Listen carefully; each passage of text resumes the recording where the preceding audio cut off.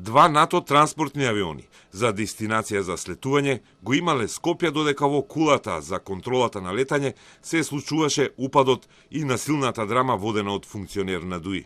Ова за Телма го потврдија и официјални извори, со потврда дека и воените авиони на НАТО и цивилните воздухоплови безбедно слетале на аеродромот. Дипломати се интересирале за инцидентот и упадот воден од Беким Незири од ДУИ, затоа што државата како земја членка на НАТО се грижи и за безбедноста на летовите на воздухопловите на Алијансата, објави СДКМК. Во моментите на инцидентот во МНАВ, повеќе авиони биле на врска со контролата на летање на Скопскиот аеродром, покажува снимката од веб-сајтот Flight Radar, на кој се регистрирани и двата авиони на НАТО. Во ниту еден момент не беше загрозена безбедноста на воздушниот сообраќај, но раководството на МНАВ ќе мора да одговара и да си замене, бидејќи не ги решиле проблемите во оваа витална институција, ни одговори министерката за одбрана Славјанка Петровска.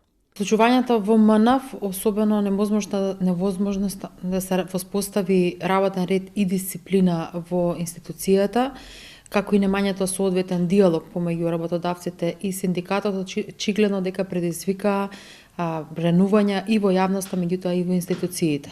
Петровска е дел од владината тројка, заедно со премиерот Ковачевски и министерот Бочварски, која стои зад иницијативата за разрешување на управниот одбор на чело со председателот Фахрудин Хамиди.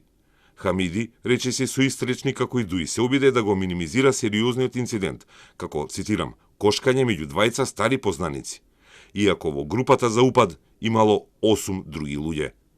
Петровска посочи дека инцидентот не треба да се употребува за политички и за партиски интереси.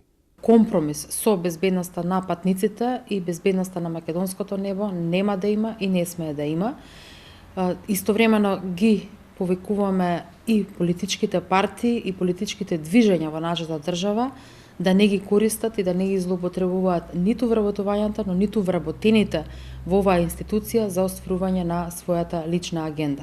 Она што е најважно за граѓаните и за јавноста е дека авиосообраќајот во Република Северна Македонија е безбеден и се одвива согласно правилата на Евроконтрол. Седницата на владата за разрешување на директорската тројка, во чиј мандат за обезбедување на небото над Македонија се случи упадот на партискиот функционер на ДУИ, треба да се одржи во вторник, по Божик.